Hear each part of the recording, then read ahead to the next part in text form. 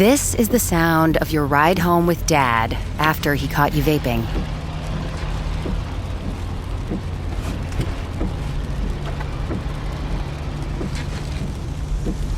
Awkward, isn't it?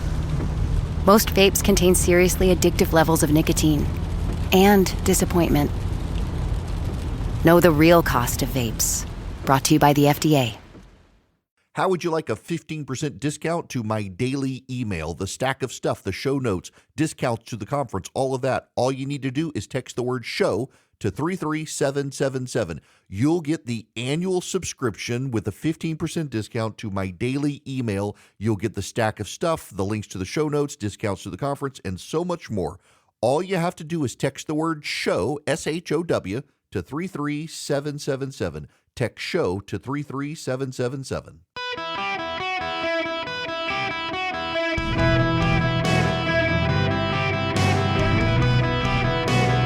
Welcome to the Eric Erickson Show podcast, Hour 1. Hello, America. Welcome. How are you? It is Eric Erickson here across the United States. The phone number is 877-973-7425.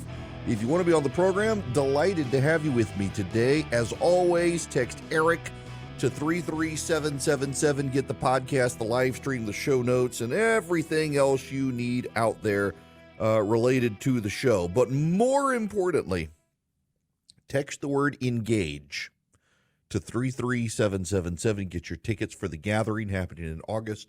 We have extended an invite to Texas Governor Greg Abbott to come join us in Atlanta, hoping he will be able to make it. So text engage to 33777. Get your tickets. Come hang out with us. Now, I got to begin with what amounts to the outrage of the day, if you will. There's so many outrages of the day these days, but this one has really rubbed a lot of Republicans and Democrats alike the wrong way, and that is the administration sending out a condolence letter or notice through the State Department for the death of the Iranian president. And what made it worse was that the Senate chaplain, in his prayer yesterday, also prayed for the Iranian people as they mourn the death of their president, which actually isn't a thing. There weren't really a lot of people mourning the death of the president of Iran, including the Iranian leadership. The Iranian leadership decided they didn't actually like the guy because he didn't have a plan to bring down inflation. The economy was not doing well there. He had made all sorts of economic promises that he was given free rein to do and never did. And it turns out he was also behind the scenes quietly talking to the United States because he actually claims he wanted to avoid some sort of military escalation with the United States, and so had been maintaining this back door. Listen, I know that there's a lot of outrage over sending a condolence note of some kind to the people of Iran on the death of their president because of who he was.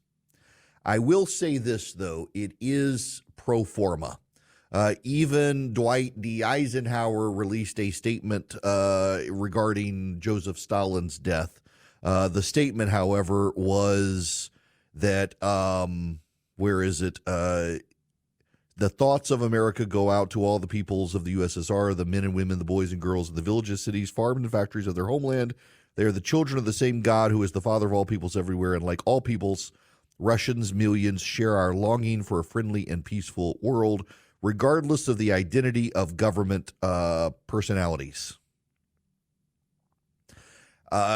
Likewise, when Fidel Castro died, the Obama administration lamented the situation in Cuba and said that we were willing to engage in friendship with the Cuban people, leaving out the government. When Pol Pot died, this is the statement from the State Department: the death of Khmer Rouge leader Pol Pot has again brought to international attention one of the most tragic chapters of inhumanity in the 20th century. Between 1975 and 1979, Pol Pot and his Khmer Rouge followers transformed Cambodia into the killing fields. It is time to remember the victims of Pol Pot's murderous regime of terror and to underscore our determination to help the Cambodian people. That was Bill Clinton's response. What I just kind of am baffled by is the administration was maybe a little bit too kind. The statement is described by the New York Times as terse, and they are doing a little bit of damage control. What they said is, quote, as Iran selects a new president, we reaffirm our support for the Iranian people in their struggle for human rights and fundamental freedoms.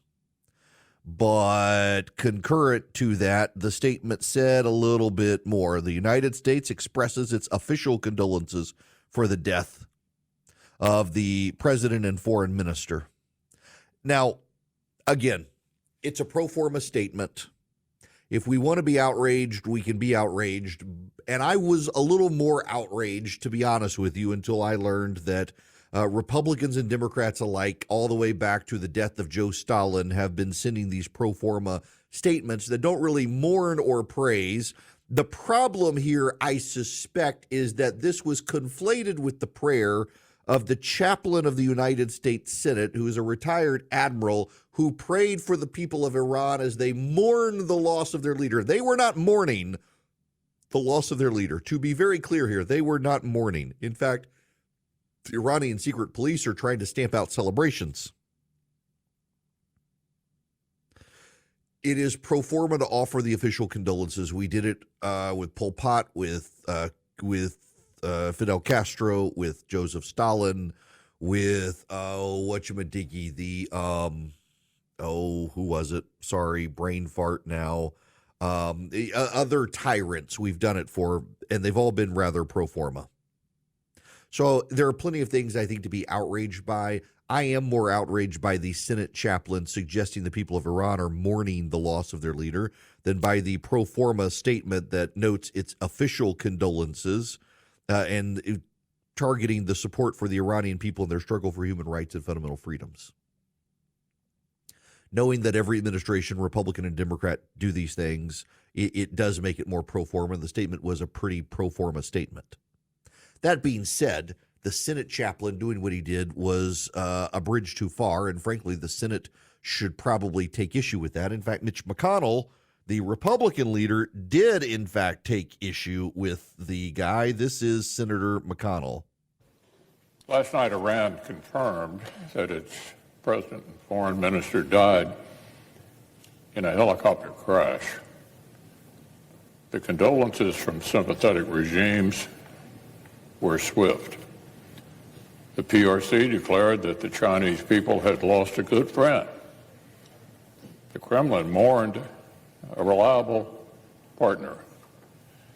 And Prime Minister Orban of Hungary, whose government has pursued deeper trade relations with Tehran in spite of Western sanctions, offered his thoughts and prayers.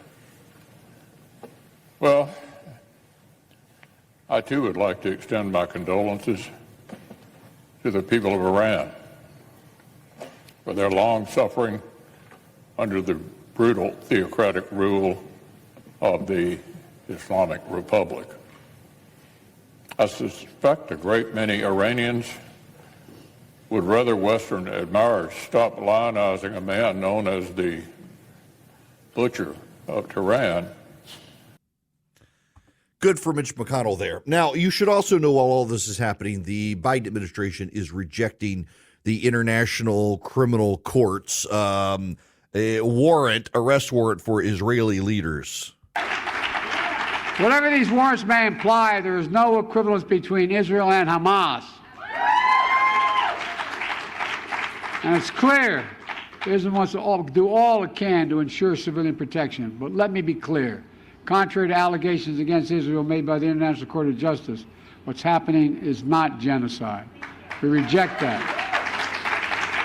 We're going to always stand with Israel and the threats against its security. Now, here's the State Department spokesman, who is also the one who released the statement on the death of the Iranian leader. I'm going to start with some comments on the announcement from the prosecutor at the ICC today.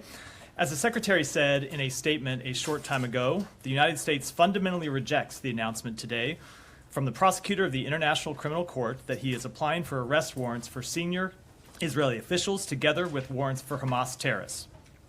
There should be no equivalence between Israel and Hamas. None. Hamas is a brutal terrorist organization that carried out the worst massacre of Jews since the Holocaust and is still holding dozens of innocent people hostage, including Americans. Furthermore, the United States has been clear since well before the current conflict that the ICC has no jurisdiction over this matter. The ICC was established by its state parties as a court of limited jurisdiction. These limits are rooted in principles of complementarity, which do not appear to have been applied here, amid the prosecutor's rush to seek these arrest warrants, rather than allowing the Israeli legal system a full and timely opportunity to proceed. Yeah, that's one of the things here people miss is the Israeli judicial system works highly competently, including dealing with Israelis who are accused of human rights abuses, and they don't want that to work. George Clooney's wife, Amal Clooney, apparently is one of the people who built the case for the ICC, but there's a problem here. Neither Israel nor the United States nor a lot of other nations even recognize the jurisdiction of the ICC. Netanyahu, in fact, was on television, asked about this, doesn't seem to care all that much. I'm not concerned at all about our status. I think that the prosecutor should be concerned about his status because he's really turning the ICC into a pariah institution. People are just not going to take it seriously. They see it as a politicized thing. I hope that the judges don't confirm what he says because that will make them into a kangaroo court. Israel is fighting a just war, not only ours, not only our war. We're fighting the war of all democracies because if democracies are now faced with a situation that after taking incredible efforts to get peoples out of harm's way, to supply humanitarian aid on a vast scale, if they're told then they're hauled into the dock because the terrorists who are fighting them are using civilians as human shields, then others will do it again. And every democracy will be pulled into the dock. We're first, you're next. The big question, and many people understand that. So that has to be stopped and that has to be resisted. And I can assure you the vast majority of Israelis and all responsible leaders in the world understand that this should be resisted. Good for Netanyahu. I got to thank the International Criminal Court.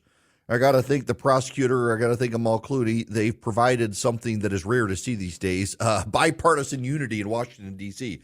Democrats and Republicans alike from the White House to Congress denouncing this. And honestly, it puts Joe Biden back in an interesting position with the left. I want to go back to Biden's statement and what he said. It's important. Listen to this real quick because it has ruffled the feathers of all the people Biden's been trying to coddle these last few weeks. Let me be clear.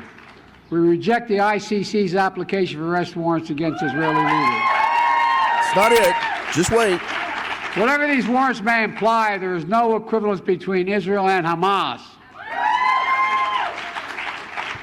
And it's clear Israel wants to do all it can to ensure civilian protection. But let me be clear. Contrary to allegations against Israel made by the International Court of Justice, what's happening is not genocide. It's not genocide. It's not genocide. Well, the left-wing talking points of the day say it is. So by Biden defending Israel, which he should do, he's now re-angered all the people for the last several weeks he's tried to placate. They feel like he's been playing them for politics, which I've told you all along he was doing. This whole situation, had it been handled more competently, he wouldn't keep walking into this sort of stuff. But this is what's going on here. For weeks, Biden says, I take you seriously. I take you seriously. We're concerned about Rafah. We're concerned about Gaza. We're concerned about what Israel's doing, blah, blah, blah, blah, blah, blah, blah. And after the ICC, all the Democrats circle the wagons around Israel, say this is unacceptable. This is a kangaroo court. They nor we will adhere to this. And Biden says, and it's not genocide. Wait, for weeks you've led people believe you thought it might be. Now you're saying it's not. Now all the people you placated, they're angered with you again. The incompetence of this administration, and by the way, I should note, had the United States forcefully put its foot down, the ICC would not have done what it did. Instead, we were distracted sending condolence letters to Iran. This episode is brought to you by Amazon. The holidays are here, and you know what that means. It's time to get your friends and family the gifts they deserve. Take the stress out of shopping with Amazon's great deals and low prices on a huge range of items from toys to tech and much more. Whoever you're gifting for, Amazon has great prices on everything you need this holiday season. Shop Amazon for all your gifting needs. Welcome. It is Eric Erickson. We have some news here. The phone number 877-973-7425. The Trump team, they've rested. The prosecutors have rested. Comes now the closing arguments in the case. They're going to be scheduled for next week because of the way the court was scheduled this week. They'll do it after next week. This is Eli Honig at CNN. I know that this moment, it was something that had already come up, that basically this group that he paid to do this, rig this online poll, Trump didn't get as high as he wanted. He already had noted that he didn't pay the company fully what he got paid back. But it was the framing of how Todd Blanche questioned him today that made the difference. When it first came up, the way that Michael Cohen explained it was so wishy-washy and mealy-mouthed that it was almost imperceptible. He said something like, well, I didn't pay the full amount back because I didn't think Trump deserved it. Huh? Today, Todd Blanche made clear, you stole. And here's why this matters an enormous amount. This isn't just Michael Cohen stealing from the Trump org. This is Michael Cohen stealing in the course of the $420,000 payment that is the heart of the crime. And the prosecution's case is, and they've said variations of this over and over, Donald Trump knew exactly what that $420,000 was for. He knew that it was for Stormy Daniels. He knew every penny. He knew every paperclip. No, he didn't, because he was getting robbed on that $420,000. Here's the other thing that is indefensible for the prosecution. Their theory now is Donald Trump committed either a misdemeanor or a Class E felony, the lowest felony. It goes from A to E. And while he was committing either that misdemeanor or Class E felony, he was the victim of a Class C felony, larceny, committed by our star witness, the prosecution's star witness, who we gave a free pass to. Whatever the outcome of this case is, it still may well result in conviction. That's an outrage. That is not just. Yes. And that is the point here, too. And that's a heck of a closing argument if you're a lawyer.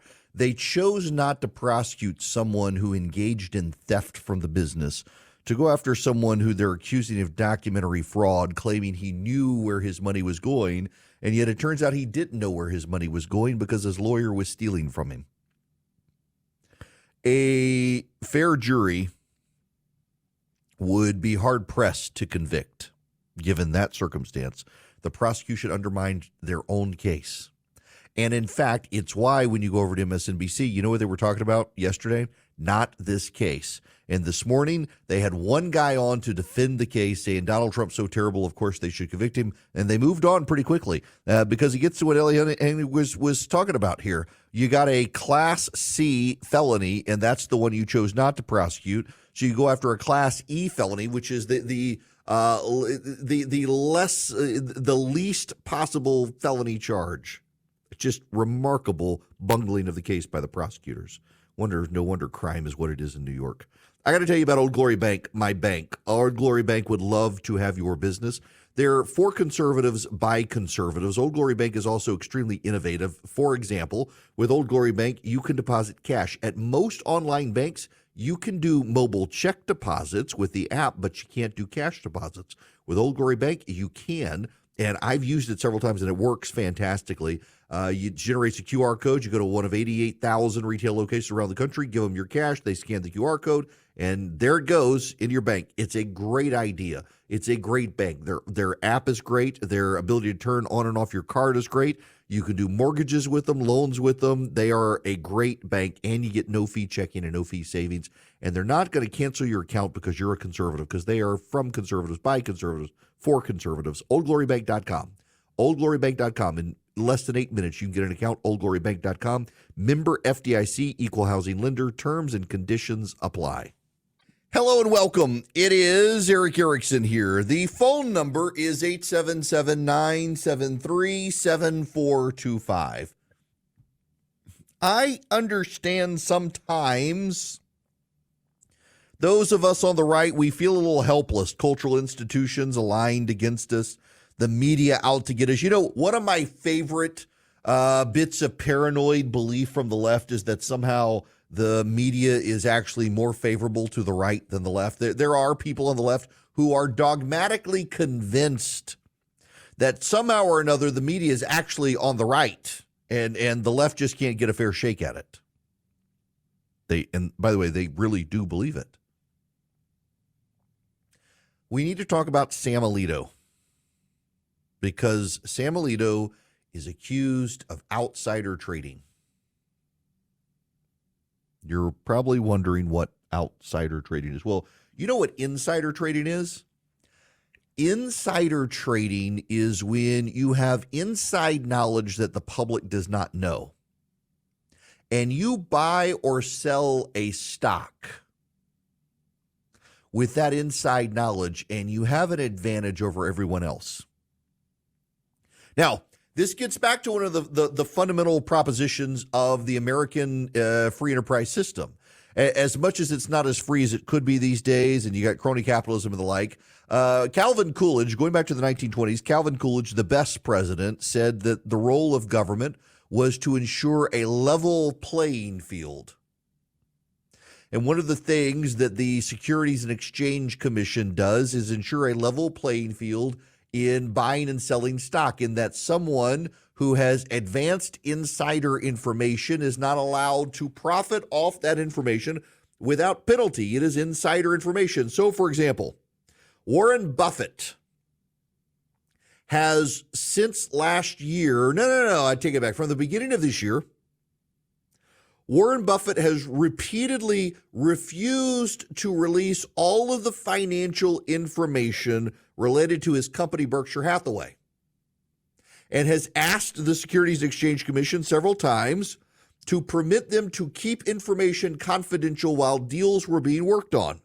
And so the Securities and Exchange Commission agreed, and Berkshire Hathaway did not have to disclose anything other than it had a curious statement in its financials that revenue and income would be altered based on investments being made in the financial and or insurance industries. And so people gathered that Warren Buffett was doing a deal in the financial and or insurance industries, but they didn't know what. Behind the scenes, Warren Buffett and Berkshire Hathaway were buying a massive amount of stock in the insurance company Chubb. They were buying an ownership interest in Chubb. Had someone from Berkshire Hathaway or Chubb on the side gone out and started buying and taking advantage of that information financially outside of Berkshire Hathaway, that would have been insider trading.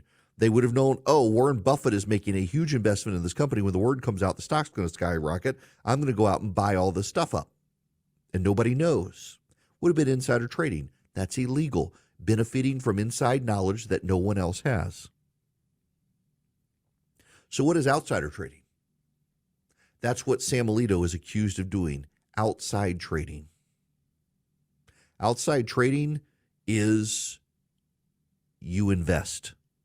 What you do, what I do. When you and I hear that the McRib is coming back, we've seen the ads, we rush out, we buy McDonald's stock. Well, that's outsider trading. We don't have any inside secret knowledge. We have the knowledge everyone else has. You read a story in the Wall Street Journal that says Walmart is having trouble making ends meet. Well, you go out and you sell your Walmart stock. That's not really happening. I made that up just for the record, but let's say it is. That's outsider. That is regular trading, you and me trading. Sam Alito is accused of selling stock in Anheuser-Busch's parent company after the backlash against Dylan Mulvaney.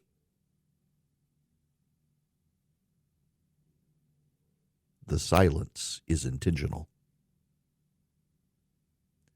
Yes, Sam Alito, Justice of the United States Supreme Court, is accused of selling AB InBev after the conservative backlash began against Anheuser-Busch over the Dylan Mulvaney ad. This from CNBC.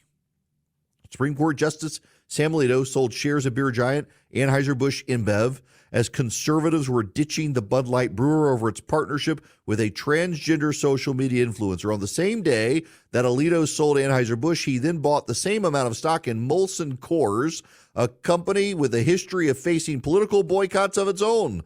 The transactions have bred fresh accusations that Alito is engaging in or aligning with partisan politics, despite a recently adopted code of conduct that directs the justices to refrain from political activity.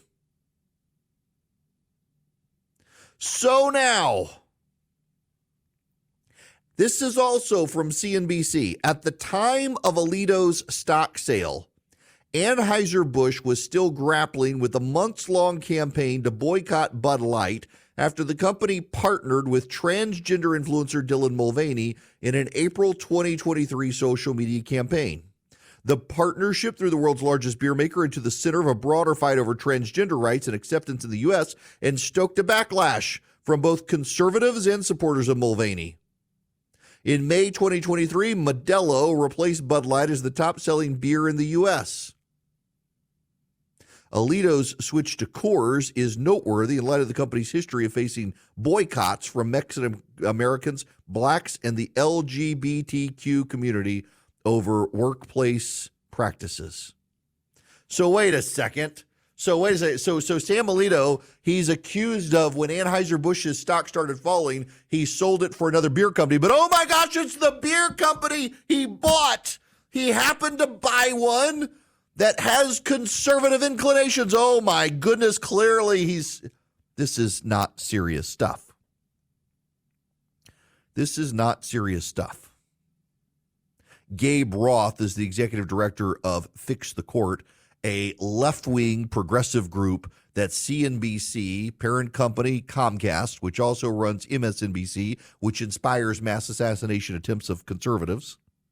Gabe Roth, not identified as a progressive activist, but as a executive director of a nonprofit judicial watchdog, says, quote, "This sale, given the timing and much of the upside-down flag, can be construed as a political statement. I believe Supreme Court justices should refrain from making political statements, even oblique ones, or even ones their wife or broker may have made on their property or in their brokerage account, respectively." And then helpfully noted the beer companies have no pending business before the Supreme Court. Why is this a story? This is a story because the left wants to discredit the Supreme Court. Because when the left is unable to control institutions, the left seeks to discredit the institutions. And it is notable that Comcast, a company whose subsidiaries have inspired mass political assassination attempts, thinks that it is newsworthy. Now, there's a larger point here. So Comcast owns CNBC, which is actually a pretty decent news network, but its online offerings are pretty left-wing. It runs MSNBC and it runs NBC. And the New York Times did a story the other day on how its NBC reporters are upset that MSNBC makes it look liberal. The fact that CNBC is doing a hit job on Sam Alito for ditching Anheuser-Busch stock and buying Coors stock, Molson stock, and that somehow that he's buying it because they imply, they have no confirmation that, well, progressives don't like it and the gays don't like it and the blacks don't like it and the Mexican Americans don't like it. That must be why he bought it. This is more a damning indictment over the National Press Corps than it is Sam Alito. Jeff Blair over at National Review. Remember what's behind the Sam Alito attacks. Dear reader, please allow me to talk to you for a moment about the stupidest nonsense I've ever written about. For I have bad news. Justice Alito stands accused of joining the Bud Light boycott. He sold some stock, apparently, and is therefore likely a black-robed transphobe. Yes, the Bud Light boycott. Remember the ridiculous circus? The purportedly alcoholic beverage marketed under the deceptive name of beer did a bizarre March Madness promotion last year where they featured recently buzzy internet celebrity Dylan Mulvaney on a can. And you all remember well The heavens then instantly parted, and down came pestilence, first of the four horsemen of the apocalypse, as Johnny Cash's voice began to intone, and I heard it were the noise of thunder, one of the four beasts saying, "Come and see," and I saw. A bunch of people got angry online. Anheuser-Busch took a hit to its stock. So somewhere mid-August of 2023, Alito sold some shares of the stock and substituted them with those of a different, less fraught brand. Bigot or day trader, you be the judge. I wouldn't dream of judging myself. I thought it was all ridiculous nonsense. When all is said and done, Bud Light is urine-colored hog swill, and anyway, it's easy enough to avoid. He's not wrong there. Yet Chris Greidner, formerly of BuzzFeed News, now playing his own influential Substack, has judged for himself, and the answer is clearly bigot. As stupid as it sounds, Geithner attempts to tie this all to an August 13th, 2023 Twitter post by the woman behind Libs of TikTok, in which she took one of her many shots against Mulvaney. Since Alito sold his stock the next afternoon, well, all the pieces seem to fit together. To be clear, no violation of judicial ethics is alleged. The allegation is merely that Alito was clearly joining an anti-trans boycott, or whatever the heck this sort of impossibly vague formulation is supposed to mean.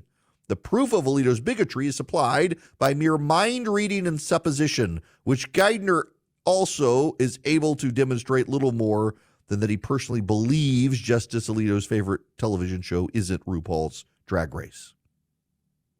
What's more notable is how the rest of the media picked up on it and ran with it. It became a story because a left-wing activist said it must become a big story, and left-wing outlets like CNBC's Online Fair decided to run it. Comcast continues to make these choices. Comcast runs a network that has inspired would-be mass political assassins. And Comcast now has an entire division within its online properties at CNBC that harasses Fortune 500 for giving money to Republicans. Comcast CNBC now harasses Sam Alito for making an investment choice as the stock of Anheuser-Busch InBev craters, and he wants to stay in the beer segment. He just happened to pick a problematic one, according to progressives. Comcast has made a choice of this. CNBC and MSNBC make these choices. The left has made their choices in this, and we shouldn't take them seriously. But what we should note is how these sorts of stories, when generated by the left, go viral so easily with the mainstream media. And it's not a coincidence that as these stories have begun to go viral in this capacity, well, people have more and more tuned out the mainstream media, and the ratings have declined. I'm not surprised at all that the ratings are beginning to decline. What I do find very troubling, though, is that CNBC, which is otherwise on its television network done a pretty good job, has worked very, very hard online to be as progressive as MSNBC and to harass businesses and individuals that dare collaborate with conservative politicians and conservative causes. And at the end of the day, it all comes back to Comcast, and we should remember they've made a choice. Now, I got to tell you, you should make a choice for the Eden Pure Thunderstorm, the 3-pack. You can wipe out dirty odors in your house, upstairs, downstairs, in your basement, in your RV, wherever you need it. I keep one in my travel bag because you can hold this thing in the palm of your hand. It's not that big, and it packs a wallop. It also gets rid of dust and pollen and things like that floating in the air. You go to you go to EdenPureDeals.com, and the discount code is ERIC3. ERIC3, ERICK3 at EdenPureDeals.com. You get 3 and you save $200. EdenPureDeals.com. The discount code is ERIC3. Y'all listen, they get rid of smoke odors. So do you golfers out there have cigars on the golf course like I do? You get back in your car smells like a cigar. Well, you plug in the Eden Pure with the USB cord of the car, it wipes out those odors so your wife stops complaining. Not that I would know anything about that. Litter box odors, pet odors, wet dog odors, musty odors, frying odors, fishy odors, you name it, it wipes them all out. Really works. You can get 3 of them and save $200. EdenPureDeals.com. The discount code is ERIC, E-R-I-C-K, ERIC3. This hour of the program is brought to you by First Liberty Building and Loan, wherever you are nationwide. If you're buying a building, you're building a building, well, First Liberty can help your business grow. If you need equipment loans, that's something they have been doing more and more with established businesses. If you need equipment loans, They can help you with that if you need $50,000 or up for an equipment loan or $250,000 for big deals. Reach out, First Liberty Building and Loan, firstlibertyga.com, firstlibertyga.com.